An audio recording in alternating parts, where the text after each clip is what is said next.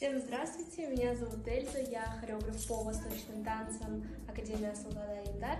И сегодня это будет первое занятие по восточным танцам. Я хочу для начала вам объяснить, что в восточных танцах будет задействовано просто полностью ваше все тело и ваша душа.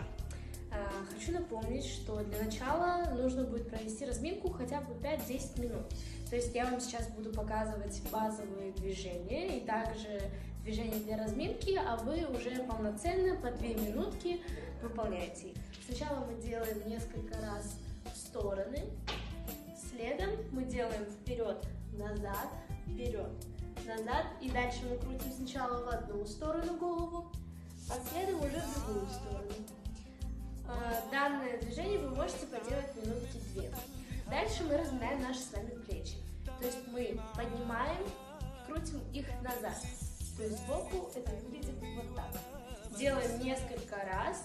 Дальше мы с вами делаем вперед. Вы можете поставить любую музыку на фоне и поделать, либо же без музыки.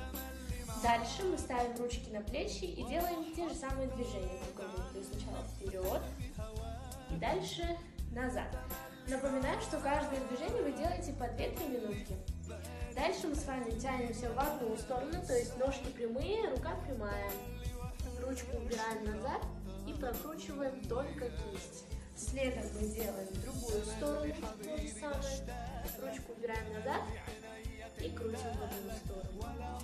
Следом, после того, как вы сделаете несколько раз в стороны, таз нужно будет очень хорошенечко прокрутить, так как таз играет главную роль в восточных танцах.